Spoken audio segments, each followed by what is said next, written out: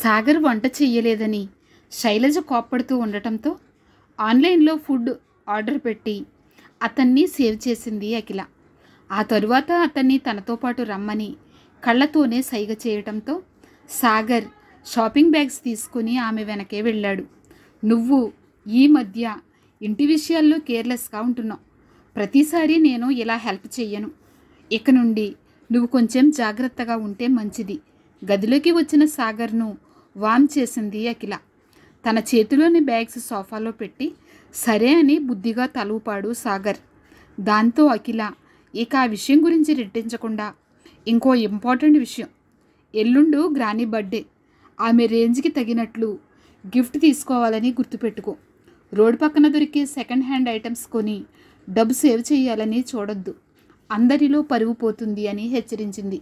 ఆ మాట వినగానే ముక్తాదేవి పుట్టినరోజే తన బర్త్డే విషయం అని సాగర్కు గుర్తొచ్చింది. కానీ ఆ సంగతి తన భార్యకు కానీ ఆ ఇంట్లో వాళ్లకు కానీ గుర్తులేదు. గడిచిన 2 ఏళ్లలో ఒక్కసారి కూడా సాగర్ తన బర్త్డే జరుపుకోలేదు. ఆ ఆలోచన రాగానే అతని మనసుకి నిరాశగా అనిపించింది. ఏం ఆలోచిస్తున్నావు? చెప్పింది వినిపించిందా అని అఖిల పిలుపుతో తన ఆలోచనల నుండి బయటకు వచ్చిన సాగర్, హా వినిపించింది, నువ్వు చెప్పినట్లే చేస్తాను అన్నాడు సాగర్. సరే ఇక నువ్వు వెళ్ళు అని అఖిల చెప్పటంతో సాగర్ అక్కడ నుండి వెళ్ళిపోయాడు. గ్రాండ్ కాకతీయ రెస్టారెంట్, ఆరుబయట డెకరేట్ చేసి ఉన్న స్టేజ్, హై లెవెల్లో చేసిన ఏర్పాట్లు, సిటీలోని రిచ్ పీపుల్ మొత్తం అక్కడే ఉన్నారు. ప్రస్తుతం అక్కడ ముక్తా గ్రూప్ అధినేత ముక్తాదేవి బర్త్డే పార్టీ జరుగుతోంది. స్టేజ్ ముందున్న చైర్లో తన తల్లి పక్కన కూర్చొని ఉంది అఖిల. ఆమె ముఖంలో కొంచెం టెన్షన్ కనబడుతోంది. అప్పటికే వచ్చిన గెస్టులందరూ స్టేజ్పై ఉన్న ముక్తాదేవికి ఖరీదైన గిఫ్ట్లు ఇస్తూ ఆమె బ్లెస్సింగ్స్ తీసుకుంటున్నారు. సాగర్ మాత్రం ఇంతవరకు రాలేదు. ఈరోజు పార్టీలో తమ తరపున రావటానికి సాగర్ ఎలాంటి గిఫ్ట్ తెస్తాడో అని ఆమెకు లోపల కంగారుగా ఉంది.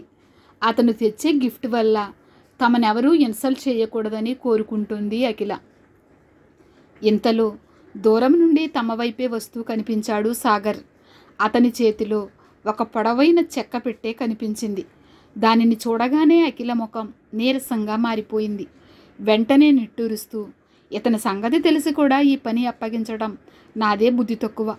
ఏదో డబ్బా పట్టుకొచ్చాడు అని తనలో తానే విసుక్కుని తలపట్టుకుంది. అక్కడికి వచ్చిన సాగర్ నవ్వుతూ అఖిల ప్రక్కనే ఉన్న చైర్లో కూర్చున్నాడు. శైలజ అతని చేతిలో ఉన్న పెట్టెను చూసి ముఖం చిట్లిస్తూ, ఈ పెట్టెలో ఏం తీసుకొచ్చావు?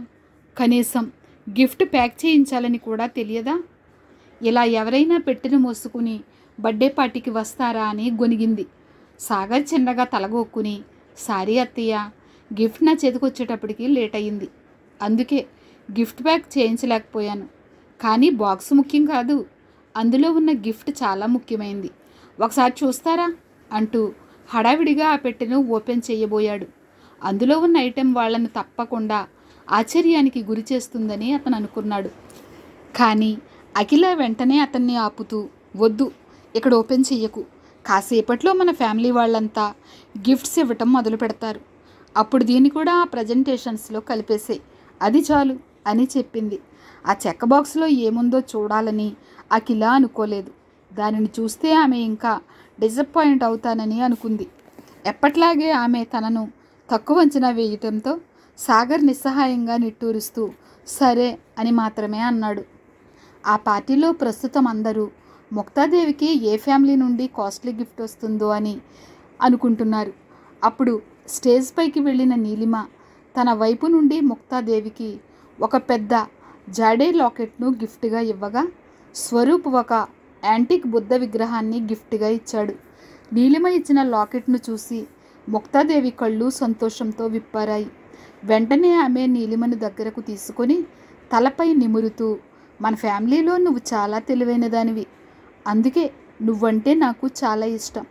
కానీ ఆడపిల్లవి కదా, నిన్ను ఎంత ఇష్టపడినా ఏదో ఒకరోజు పెళ్లి చేసుకొని మమ్మల్ని వదిలిపెట్టి వెళ్ళిపోతావు అంటూ ఎమోషనల్గా మాట్లాడింది. ఆ మాటలకు నీలిమ కళ్ళు వెంటనే ఎర్రబడ్డాయి.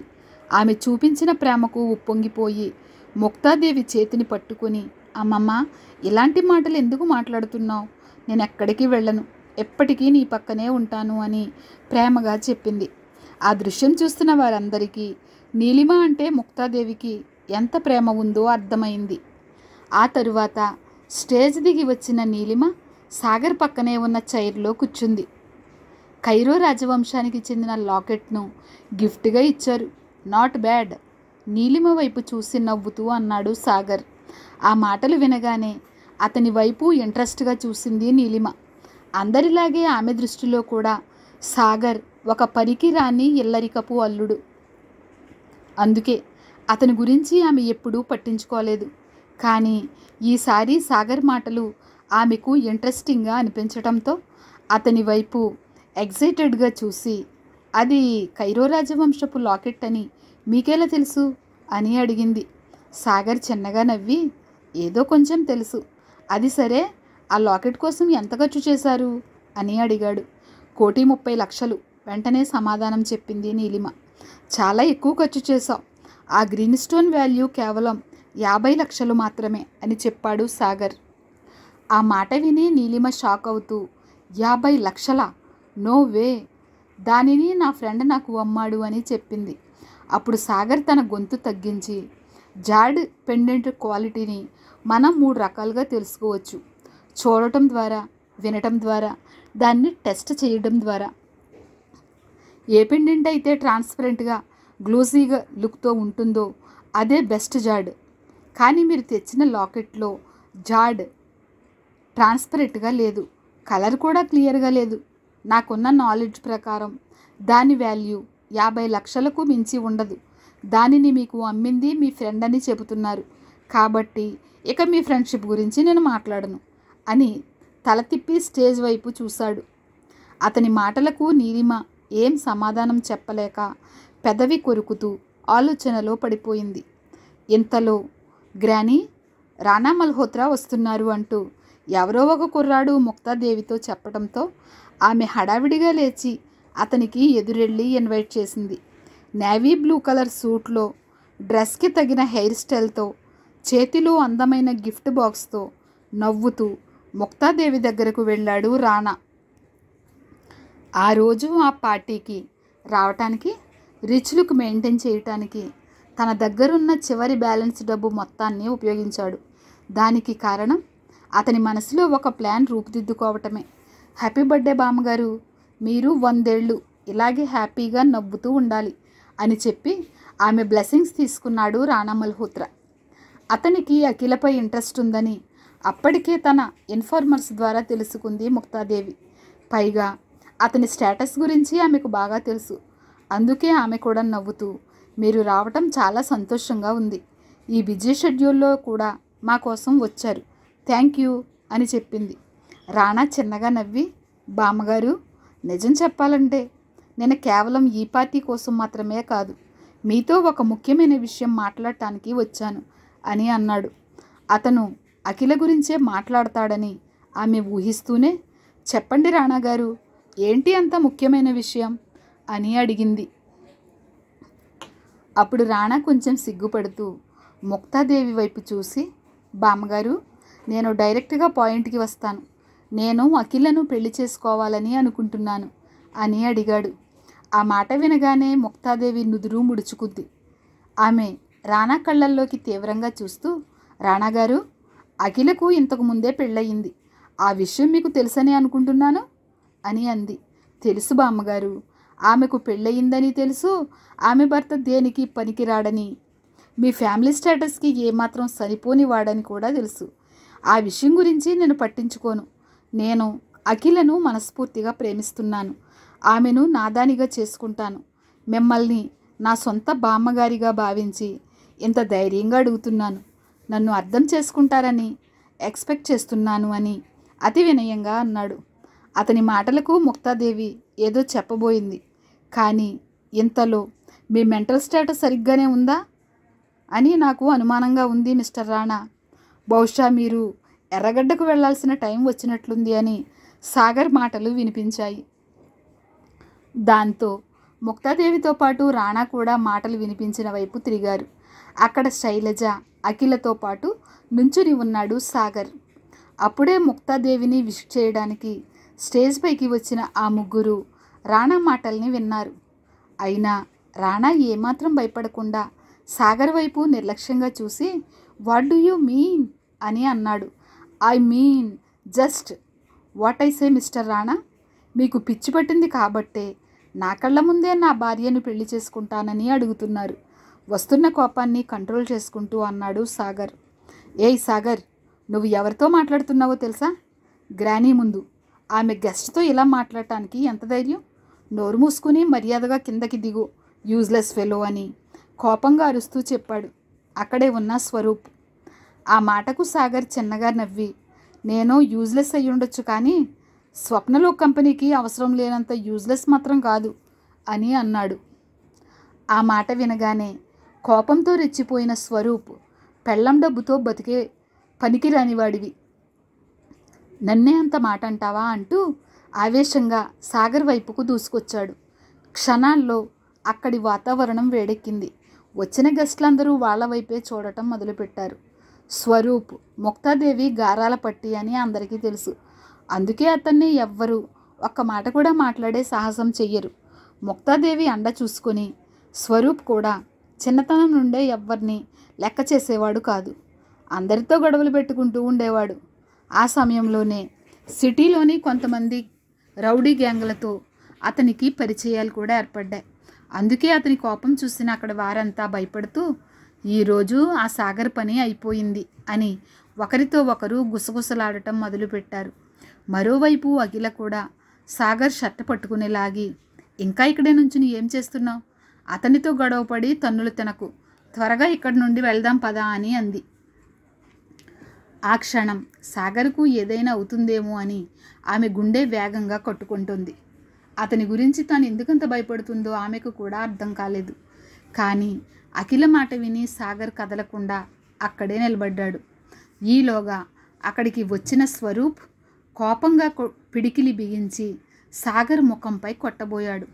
అది చూసి అఖిల భయంతో గట్టిగా కళ్ళు మూసుకుంది. సరిగ్గా స్వరూప్ పిడికిలి సాగర్ ముఖానికి తాగుతున్న సమయంలో సాగర్ అతని మణికట్టుని గట్టిగా పట్టుకొని ఆపి, మరోసారి నాపై చెయ్యెత్తే ధైర్యం చెయ్యకు అని సీరియస్గా చెబుతూనే అతని చేతిని కొద్దిగా మెలితిప్పాడు. వెంటనే స్వరూప్ చేతిలోని ఎముకలు విరిగిపోతున్నట్లుగా అనిపించటంతో అతను ఆ నొప్పికి తట్టుకోలేక పెద్దగా అరుస్తూనే, రేయ్ ముందు నా చెయ్యి వదులు, లేదంటే చంపేస్తా అని అన్నాడు. ఏంట్రా నువ్వు చంపేది? మరోసారి ఇలా పిచ్చి పిచ్చిగా మాట్లాడితే నేనే నిన్ను చంపేస్తాను, పిచ్చి వెధవా అని అంటూనే అతన్ని గట్టిగా వెనక్కి నెట్టి వదిలేశాడు సాగర్. దాంతో బ్యాలెన్స్ కోల్పోయిన స్వరూప్ 4 అడుగులు వెనక్కి వేసి నేలపై పడిపోయాడు. అక్కడున్న వాళ్ళంతా ఆ దృశ్యాన్ని నమ్మలేనట్లుగా చూశారు. ఎప్పుడూ కుక్కిన పెనులా పడి ఉండే సాగర్ ఈరోజు ముక్తాదేవి కళ్ళ ముందే స్వరూప్పై చెయ్యి చేసుకోవటం చూసి అక్కడున్న వాళ్ళందరికీ షాకింగ్గా అనిపించింది. శైలజ, అఖిల కూడా తాము చూస్తున్నది నమ్మలేనట్లుగా అలాగే నిలబడిపోయారు. కానీ ముందుగా తేరుకున్న శైలజ ఒక్కసారిగా సాగర్ అని పెద్దగా అరిచింది. ఊహించని ఆ అరుపుకి సాగర్తో పాటు అందరూ శైలజ వైపు చూశారు. అప్పుడు శైలజ కోపంతో ఊగిపోతూ సాగర్ ముందుకు వచ్చి ఎర్రబడిన కళ్ళతో అతన్ని చూస్తూ, నా ఫ్యామిలీ వాళ్ళతో ఇలా ప్రవర్తించడానికి నీకెంత ధైర్యం? ఇన్ని రోజులు నా ఇంటికి కాపలా కుక్కలా పడి ఉన్న నువ్వు ఈరోజే నా వాళ్ళ మీద చెయ్యెత్తుతున్నావా? అసలు నీ లైఫ్లో ఏ రోజైనా ఇలాంటి రెస్టారెంట్లో అడుగు పెట్టావా? కనీసం ఇక్కడ నిలబడే అర్హత అయినా నీకుందా? నీ స్థాయి ఏంటో మర్చిపోయావా అని అంది. తన తల్లి కోపాన్ని చూసిన అఖిల వెంటనే ఆమెను అడ్డుకోవటానికి ప్రయత్నిస్తూ, మమ్మీ ప్లీజ్ స్టాప్ ఇట్ అని అంది. నో బేబీ, ఈరోజు నన్ను ఆపాలని నువ్వు ట్రై చెయ్యకు. ఇప్పటికీ అతను చాలా ఎక్కువ చేశాడు. ఇన్ని రోజులు ఇతని చేతకానితనం వల్ల మనం ఎన్ని అవమానాలు పడ్డామో నీకు కూడా తెలుసు కదా. అయినా మనం అన్నిటినీ భరించాం. కానీ ఈరోజు గ్రానీ బర్త్డే పార్టీ మొత్తం ఇతని వల్లే స్పాయిల్ అయ్యింది. ముందు ఇతను ఇక్కడి నుండి వెళ్ళిపోమ్మని చెప్పు అని అరిచింది శైలజ. లేదు, వీడు అంత తేలిగ్గా ఇక్కడ నుండి వెళ్ళటానికి వీల్లేదు. ఈరోజు వీడి ప్రాణం తీయకపోతే నా పేరు స్వరూప్ కాదు. అప్పుడే తన కజిన్స్ సహాయంతో పైకి లేచి నుంచున్న స్వరూప్ కోపంగా అంటూనే తన మొబైల్ తీసి ఎవరికో కాల్ చేశాడు. సాగర్ ఒక్క మాట కూడా మాట్లాడకుండా స్వరూప్ వైపు ఒక్కసారి సూటిగా చూశాడు. అతని కళ్ళల్లో కోపాన్ని చూసి స్వరూప్ తనకు తెలియకుండానే ఒక అడుగు వెనక్కి వేశాడు. అప్పుడు సాగర్ తన ఎదురుగా ఉన్న శైలజతో, అత్తయ్య, నిజమే, నా చేతకానితనం వల్లే మీరు అవమానాలు పడ్డారు. ఇక నుండి మీకు ఆ ప్రాబ్లం ఉండదు. మీరు చెప్పినట్లే నేను ఇక్కడి నుండి వెళ్ళిపోతాను. కానీ ఇక నుండి ఈ ముక్తా ఫ్యామిలీకి నాకు ఎలాంటి సంబంధం లేదు అని సీరియస్గా చెప్పి పక్కనే ఉన్న అఖిల కళ్ళల్లోకి ఒకసారి లోతుగా చూసి అక్కడ నుండి వెళ్ళిపోవటానికి వెనక్కి తిరిగాడు. జరిగిన సంఘటనలతో ఏమాత్రం సంబంధం లేని అఖిల కన్ను అర్పకుండా సాగర్ వైపే చూస్తూ నుంచుంది. ఈసారి సాగర్ ఆమెకు పూర్తిగా కొత్తగా కనిపించాడు. అతని నోటి నుండి అలాంటి మాటలు వస్తాయని కూడా ఆమె ఊహించకపోవటంతో ఏం చెయ్యాలో తెలియని స్థితిలో వెళ్ళిపోతున్న సాగర్ను చూస్తూ బొమ్మలా నిలబడిపోయింది. ముక్తా ఫ్యామిలీకి తనకు ఇకపై ఎలాంటి సంబంధం లేదని చెప్పి అక్కడి నుండి సాగర్ వెళ్ళిపోతుంటే స్వరూప్ పరిగెత్తుకుంటూ వచ్చి అతనికి అడ్డంగా నిలబడి, ఎక్కడికి వెళ్తావు? ఈరోజు నిన్ను వదిలే ప్రసక్తే లేదు అని అన్నాడు. అతని మాట పూర్తవకుండానే ఆ గార్డెన్ ఏరియాలోకి దూసుకొచ్చాగాయి 10 తెల్లటి వ్యాన్లు. వాటిలో నుండి దాదాపు 30 మంది వ్యక్తులు బెలబెలమంటూ కిందకి దిగారు. వాళ్ల చేతుల్లో కత్తులు, స్టిక్లతో పాటు అనేక రకాల మరణాయుధాలున్నాయి. వాళ్ళందరి మధ్యలో నుండి నోట్లో సిగరెట్తో నిర్లక్ష్యంగా నడుస్తూ ముందుకి వచ్చాడు ఒక వ్యక్తి. చూడటానికి 6 అడుగుల ఎత్తుతో గంభీరంగా ఉన్న అతని చేతిలో పొడవైన కత్తితో పాటు నుదుటిపై రూపాయి బిళ్ళ సైజులో ఒక మచ్చ కూడా ఉంది. అతన్ని చూడగానే ఇతను మచ్చ మోహన్ కదా, ఎక్కడికి ఎందుకు వచ్చాడు అని పార్టీకి వచ్చిన గెస్టల్లో ఎవరో ఒక వ్యక్తి పెద్దగా అన్నారు. అప్పటికే అక్కడ పూర్తి నిశ్శబ్దంగా ఉండడంతో ఆ మాట అక్కడున్న అందరి చెవులకు సులభంగానే చేరింది. దాంతో అందరూ అతని వైపు భయంగా చూడటం మొదలుపెట్టారు. మచ్చ మోహన్ పేరు మోసిన రౌడీ. అతనికి కొంచెం నత్తి అయినా అతనంటే సిటీ మొత్తానికి హడల్. సిటీలో ఏ సెటిల్మెంట్ జరగాలన్నా మచ్చమోహన్ ఉండాల్సిందే. తేడా వస్తే ఎంతటి వాడైనా అతని కత్తికి బలి కావాల్సిందే. ఏమాత్రం కనికరం లేకుండా మనుషుల్ని చంపుతాడని, పైగా చంపిన తరువాత ఆ హత్య తానే చేసినట్లుగా తెలియడం కోసం ఆ శవానికి నుదుటిన స్టాంప్ వేసి బచ్చ కూడా పెడతాడని, అందుకే అతనికి మచ్చ మోహన్ అని పేరొచ్చిందని అందరూ చెప్పుకుంటూ ఉంటారు. అక్కడున్న చాలామంది అతని గురించి వినటమే తప్ప అతన్ని చూసే ధైర్యం కూడా చేయలేదు. కానీ స్వరూప్ మాత్రం ఒక్క ఫోన్ కాల్తో అతన్ని పిలిపించాడు. నిజానికి కొన్ని రోజుల క్రితం స్వరూప్ క్లబ్ హౌస్కి వెళ్ళినప్పుడు అక్కడ ఒక వ్యక్తితో గొడవ పడ్డాడు. ఆ వ్యక్తి కోపంతో స్వరూప్కి బుద్ధి చెప్పడం కోసం డబ్బిచ్చి మచ్చమోహన్ను పిలిపించాడు. కానీ స్వరూప్ తెలివిగా మోహన్కి ఎక్కువ డబ్బు ఆశ చూపించి తనను కొట్టడానికి మోహన్ను పిలిపించిన వ్యక్తినే తిరిగి కొట్టించాడు. అప్పటి నుండి ప్రతి నెల మచ్చమోహన్కు డబ్బు పంపిస్తూ అతన్ని గ్రిప్లో పెట్టుకున్నాడు. ఏ అవసరం వచ్చినా అతన్ని పిలిపించి అవతలి వ్యక్తుల్ని బెదిరించి తన పనులు పూర్తి చేసుకుంటూ ఉంటాడు. ఈరోజు కూడా సాగర్కు బుద్ధి చెప్పటానికే అతన్ని పిలిపించాడు. 5 నిమిషాల్లో వచ్చిన అతన్ని చూడగానే స్వరూప్ ఆనందంగా అతనికి ఎదురెళ్ళి, మోహన్ వచ్చేసావా అని అన్నాడు. అప్పుడు మచ్చమోహన్ తన చేతిలోని కత్తిని ఇటు అటు తిప్పుతూ ఏం ఏం ఏం జరిగింది అని అడిగాడు. స్వరూప్ వెంటనే ఎదురుగా ఉన్న సాగర్ వైపు చెయ్యి చూపించి, వీడు నాపై చెయ్యి చేసుకున్నాడు, ఇక వాడు ఈ భూమిపై ఉండటానికి వీల్లేదు, నువ్వేం చేస్తావో నాకు తెలీదు, వాడు చావాలి అని అన్నాడు. అప్పుడే మొదటిసారిగా మచ్చమోహన్ దూరంగా నుంచుని ఉన్న సాగర్ను చూశాడు. అది గమనించిన అఖిల హడావిడిగా సాగర్ దగ్గరకు వెళ్ళి, ఇంకా ఇక్కడే నుంచి నేను చూస్తున్నావు, త్వరగా పద, ఎక్కడి నుండి తప్పించుకో అని తొందర పెట్టింది. కానీ సాగర్ కొంచెం కూడా కదలలేదు. మోహన్ అతని దగ్గరికి వెళ్ళి తన నోట్లోని సిగరెట్ కింద పడేసి కాలితో నలిపి తల పైకెత్తి సాగర్ను సూటిగా చూస్తూ, మా సార్ను కొట్టింది నువ్వేనా అని అడిగాడు. మోహన్కి ఉన్న నత్తి వల్ల అతను మాట్లాడేటప్పుడు పదాలు పట్టేసినట్లు మధ్యలో ఆగిపోతూ మాట్లాడుతున్నాడు. సాగర్ అతని కళ్ళల్లోకి చూస్తూ, అవును, ఈ కుక్కను కొట్టింది నేనే అన్నాడు. ఆ మాట వినగానే స్వరూప్ కోపంగా, చూసావా మోహన్, వీడు నీ ముందే నన్ను ఎంత మాట అంటున్నాడో అని కంప్లైంట్ చేస్తూ సాగర్ వైపు గుర్రుగా చూశాడు. ఆగండి సార్, నేనే మాట్లాడుతున్నాను కదా అని అతన్ని ఆపి మళ్ళీ సాగర్ వైపు చూసి తన చేతిలోని కత్తిని సాగర్ భుజంపై తాకించి చిన్నగా తడుతూ, చూడు, నాతో ఇలా మాట్లాడటం నీకు అస్సలు మంచిది కాదు.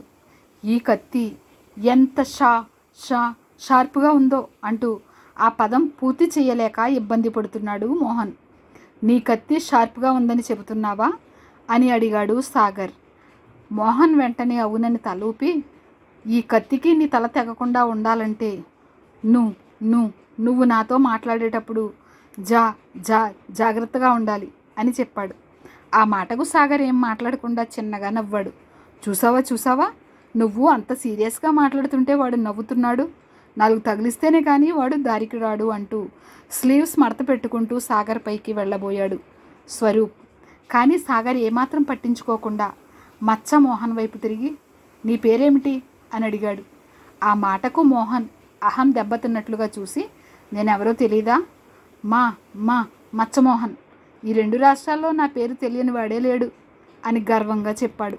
అవునా, అయితే ఒక్క నిమిషం ఆగండి, నా ఫ్రెండ్కి మీ గురించి తెలిసేమో కనుక్కుంటాను అంటూ తన మొబైల్ తీసి ఎవరికో ఫోన్ చేశాడు. అతను ఏం చేస్తున్నాడో అర్థం కాక మోహన్ స్వరూప్ ఇద్దరూ ఒకరి మొక్కలొకరు చూసుకున్నారు. మోహన్, వీడు నిన్ను కూడా లెక్క చేయకుండా ఎగతాళి చేస్తున్నాడు, ఏదో అర్థమైనట్లు పెద్దగా అరిచి చెప్పాడు స్వరూప్. అది విన్న మోహన్ ఆవేశంగా, నన్నే ఎగతాళి చేస్తావా? ఈ రోజుతో నేను ఒకలు చెల్లిపోయినాయి అంటూ సాగర్పై కత్తి ఎత్తాడు. అప్పుడే సాగర్ తన చేతిలోని ఫోన్ను మోహన్ ముందు పెట్టి, ఒకసారి మాట్లాడు అని అన్నాడు. అసలే కోపంలో ఉన్న మోహన్ ఆవేశంగా ఫోన్ లాక్కుని, ఎవడ్రా నువ్వు? ఈ మచ్చ మోహన్తోనే మాట్లాడే గొప్పవాడివా అని అన్నాడు. ఆ తరువాత ఫోన్కి అవతలి వైపున ఉన్న కేదార్ మాట్లాడటం మొదలు పెట్టడంతో మోహన్ నోటి నుండి ఒక్క మాట కూడా బయటకు రాలేదు. అతని ముఖంలో ఎక్స్ప్రెషన్స్ మాత్రం మారిపోతున్నాయి. గాలి తీసిన బెలూన్లా అతని ముఖం వికారంగా మారిపోయింది. కేదార్ కూడా బిజినెస్ ఫీల్డ్లోకి రాకముందు ఇలాంటి రౌడీయిజం చేశాడు కాబట్టి అతని గురించి 2 రాష్ట్రాల్లో ఉన్న రౌడీలకందరికీ పరిచయం చేయాల్సిన అవసరం లేదు. పైగా ఎప్పటికీ అతను తన బిజినెస్ అవసరాల కోసం మచ్చమోహన్ లాంటి వాళ్లను వాడుకుంటూనే ఉంటాడు. అందుకే అతనికి కాల్ చేశాడు సాగర్. చివరికి అవతలి వైపు ఫోన్ కట్ అయింది. మోహన్ వెంటనే తన చేతిలో ఉన్న కత్తిని దూరంగా విసిరి వినయంగా వంగి సాగర్ ఫోన్ను 2 చేతులతో అతి మర్యాదగా అతని ముందు పెట్టాడు. అది చూసిన స్వరూప్తో పాటు అక్కడున్న వాళ్ళంతా ఆశ్చర్యపోయారు. కత్తి ఎందుకు విసిరేసావు మోహన్? నీ కత్తికి నా తల తెగిపడాలి కదా? ఫోన్ తీసుకుంటూ అడిగాడు సాగర్. సారీ సార్, మీ గురించి తెలియక ఏదేదో మాట్లాడాను. నా కత్తి మిమ్మల్ని టచ్ చేసే లోపే నేనే ముక్కలైపోతానని అర్థమైంది అంటూ నిజాయితీగా ఒప్పుకున్నాడు మోహన్. మోహన్, నువ్వేం చేస్తున్నావు? వాడికి భయపడుతున్నావెందుకు అని కోపంగా అడుగుతూ ముందుకు వచ్చాడు స్వరూప్. మోహన్ అతనికి సమాధానం చెప్పకుండా సైలెంట్గా ఉండిపోయాడు. దాంతో స్వరూప్ ఇక కోపాన్ని కంట్రోల్ చేసుకోలేక, నువ్వు వదిలిపెట్టినా నేను మాత్రం వీడిని వదిలిపెట్టను అంటూ సాగర్పై చెయ్యెత్తాడు. కానీ ఎత్తిన చెయ్యి గాల్లో ఉండగానే గిర్రున తిరిగి కింద పడి నేలకు కరుచుకున్నాడు. ఏం జరిగిందో అర్థమయ్యేలోపే మోహన్ కొట్టిన చెంపదెబ్బకు స్వరూప్ ముఖం వాచిపోయింది. అది చూసిన ముక్తాదేవి పిడికిలి కోపంతో బిగుసుకుంది. తన ముద్దుల మనవడిని ఒక రౌడీ తన కళ్ళ ముందే కొట్టడంతో ఆమె ఆవేశంతో రగిలిపోయింది. కిందపడి ఉన్న స్వరూప్ మెల్లగా తేరుకొని తన ముక్కు నుండి కారుతున్న రక్తాన్ని తుడుచుకొని మోహన్ వైపు చూస్తూ, నువ్వేం చేస్తున్నావు మోహన్? నన్ను ఎందుకు కొడుతున్నావు అని అడిగాడు. డిక్కీ బలిసిన కోడి చికెన్ షాప్ ముందుకొచ్చి తొడగొడితే ఏం చెయ్యాలి? ఆ తొడ కట్ చేసి పడేయాలి కదా, అదే చేశాను. చూడు, ఇక ముందు నువ్వు ఎక్కడ నా పేరు వాడటానికి వీల్లేదు అని హెచ్చరించి సాగర్ వైపుకు తిరిగి, ఎప్పటి నుండి నాకు అతనికి ఎలాంటి సంబంధం ఉండదు, నన్ను నమ్మండి సార్ అని అన్నాడు. సాగర్ సరే అంటూ చిన్నగా తలూపి నవ్వుతూ స్వరూప్ వైపు చూశాడు. మచ్చమోహన్ వెంటనే తన వాళ్లతో అక్కడి నుండి బయలుదేరి వెళ్ళిపోయాడు. కార్లన్నీ ఆ రెస్టారెంట్ను వదిలిపెట్టగానే ముక్తాదేవి హడావిడిగా, స్వరూప్ నువ్వు బాగానే ఉన్నావా అంటూ స్వరూప్ దగ్గరికి వెళ్ళింది. దాంతో ఆ పార్టీలోని మిగతా వాళ్ళు కూడా స్వరూపును చుట్టుముట్టి పరామర్శించడంలో మునిగిపోయారు. సాగర్ వాళ్ళందరి వైపు ఒకసారి చిరాగ్గా చూసి అక్కడి నుండి బయటకు నడిచాడు. అది చూసిన అఖిల సాగర్ సాగర్ అని పిలుస్తూ అతని వెనుకే వెళ్ళింది. కానీ సాగర్ ఆమె మాట వినిపించుకోకుండా బయట రెడీగా ఉన్న క్యాబ్ ఎక్కి వెళ్ళిపోయాడు. వెళ్ళిపోయిన కారు వైపే నిస్సహాయంగా చూస్తూ నిలబడింది అఖిల. మరో 5 నిమిషాలకు స్వరూప్ను రెస్ట్ తీసుకోమని, మిగతా విషయాలు తర్వాత చూద్దామని ముక్తాదేవి నచ్చచెప్పి అతన్ని రూమ్కి పంపించడంతో తిరిగి అక్కడ పార్టీ మళ్ళీ మొదలైంది. మరో 10 నిమిషాలు గడిచేసరికి లక్షల విలువ చేసే కొన్ని లగ్జరీ కార్లు వరుసగా లోపలికి వచ్చి ఆగాయి. ఈ టైంలో అక్కడికి వచ్చింది ఎవరై ఉంటారా అని అందరూ తలలు తిప్పి అటు చూశారు. అప్పుడు కారులో నుండి కిందకి దిగాడు కేదార్నాథ్. అతన్ని చూడగానే గ్రానీ, కేదార్ గారు వస్తున్నారు అంటూ ఎవరో ఆమెకు ఇన్ఫర్మేషన్ పాస్ చేశారు. ఆ మాట విన్న ముక్తాదేవి ఆశ్చర్యపోయింది. ఆమె కేదార్ను తన బర్త్డే పార్టీకి ఇన్వైట్ చేయలేదు. పైగా కేవలం ముఖపరిచయం తప్ప ఆమె కేదార్తో ఒక్కసారి కూడా సరిగ్గా మాట్లాడలేదు. అలాంటప్పుడు అతను ఎందుకు వచ్చాడో ఆమెకు అర్థం కాలేదు.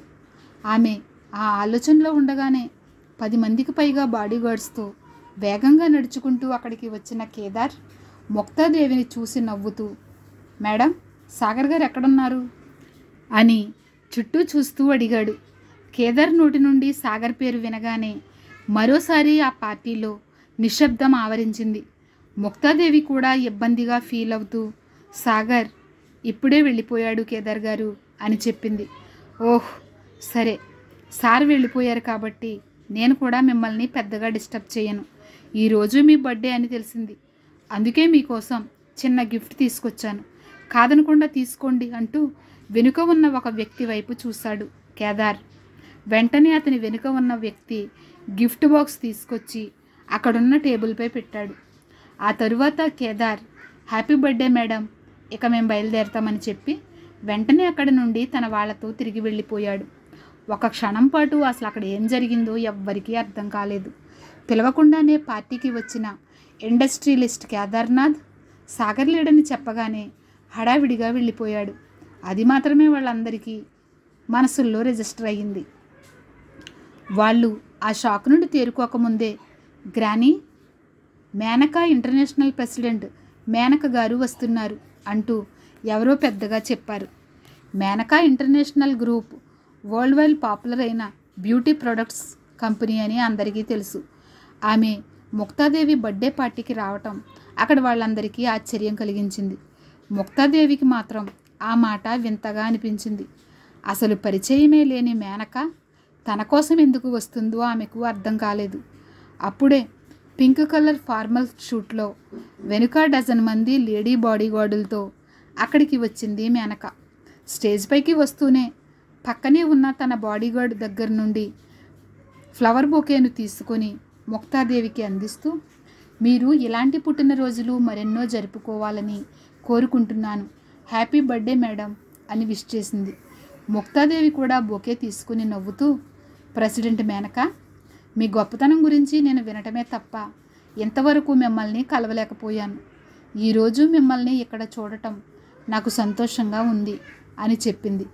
కానీ మేనక ఆమె మాటలు పెద్దగా పట్టించుకోకుండా స్టేజ్ ఎదురుగా ఉన్న జనాల్లోకి చూసి ఎవరినో వెతుకుతున్నట్లుగా అటూ ఇటూ తల తిప్పుతూ, ముక్తా మేడం, సాగర్ గారు ఎక్కడున్నారో తెలుసుకోవచ్చా అని అడిగింది. ఆ మాట వినగానే ముక్తాదేవి ముఖం మారిపోయింది. దాంతో కొంచెం ఇబ్బందిగా కదులుతూ, క్షమించండి ప్రెసిడెంట్ మేనక, సాగర్ కాసేపటి క్రితమే ఇక్కడ నుండి వెళ్ళిపోయారు అని చెప్పింది.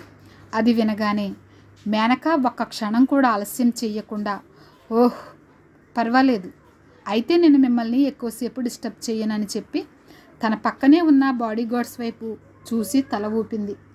వెంటనే బాడీగార్డ్ తన చేతిలో ఉన్న గిఫ్ట్ బాక్స్ని తీసుకువెళ్ళి పక్కనే ఉన్న టేబుల్పై పెట్టాడు. అప్పుడు మేనక ముక్తాదేవి వైపు చూసి, ఇది మీకోసం చిన్న గిఫ్ట్, కాదనకుండా యాక్సెప్ట్ చేయండి అని చెప్పి ఆమెకు నమస్కరించి, ఇక నేను బయలుదేరుతాను, మీరు ఎంజాయ్ చేయండి అని చెబుతూనే అక్కడ నుండి తన వాళ్ళతో సహా హడావిడిగా వెళ్ళిపోయింది. అదంతా చూస్తున్న ఫ్యామిలీ వాళ్ళందరికీ అంతా అయోమయంగా అనిపించింది. 3 సంవత్సరాల నుంచి తామంతా ఒక పనికిరాని వాడిగా చూస్తున్న ఇంటి అల్లుడికి సొసైటీలో ఉన్నంత గొప్ప గొప్ప వాళ్ళతో పరిచయాలు ఉన్నాయని తెలిసి వాళ్ళు నమ్మలేకపోయారు. ముక్తాదేవికి కూడా ఒక క్షణం పాటు ఏం చేయాలో అర్థం కానట్లు మౌనంగా ఉండిపోయింది. కానీ వెంటనే తన చుట్టూ ఉన్న వాళ్ళ వైపు చూసి, త్వరగా వెళ్ళి ఆ సాగర్ ఎక్కడున్నాడో చూడండి అని చెప్పింది. ఇప్పటి వరకు సాగర్ను అక్కడ నుండి పంపించాలని అనుకున్న తన ఫ్యామిలీ మనుషులే తిరిగి సాగర్ను వెతుకుతూ ఉండటం చూసి అఖిల కూడా వెంటనే రెస్టారెంట్ నుండి బయటకు పరిగెడుతూ తన మొబైల్ తీసి సాగర్కు కాల్ చేసింది. అటువైపు నుండి సాగర్ కాల్ లిఫ్ట్ చేయగానే, సాగర్ నువ్వెక్కడున్నావు అని ఆతృతగా అడిగింది. ఇంటికి వెళ్తున్నాను, కానీ నువ్వేం భయపడకు, నేను అక్కడ ఉండిపోవటానికి వెళ్ళటం లేదు, నా లగేజ్ తీసుకుని ఇప్పుడే అక్కడి నుంచి బయలుదేరుతానని సాగర్ సీరియస్గా సమాధానం చెప్పాడు.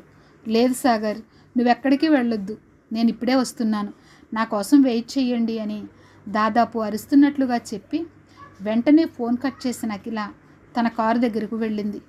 కానీ ఇంతలో అఖిల అని పిలుస్తూ ఆమె దగ్గరకు వచ్చాడు రాణా మల్హోత్రా. అతని చూడగానే అఖిల ముఖం చిట్లిస్తూ తల పక్కకు తిప్పుకుంది. అఖిల, ఎక్కడికి వెళ్తున్నావు? కాసేపట్లో బామ్మగారు మనిద్దరి పెళ్లి గురించి అనౌన్స్ చేస్తారు, ఈ టైంలో నువ్వు లేకపోతే ఎలా, ముందు నాతో రా అంటూ చనువుగా ఆమె చేతిని పట్టుకున్నాడు. అఖిల వెంటనే తన చేతిని వెనక్కి లాక్కుంటూ, అడ్డు తప్పుకోండి మిస్టర్ రాణా, నన్ను వెళ్ళనివ్వండి అని అంది. నువ్వు సాగర్ కోసం వెళ్తున్నావా? ఆమె కళ్ళల్లోకి సూటిగా చూస్తూ అడిగాడు రాణా.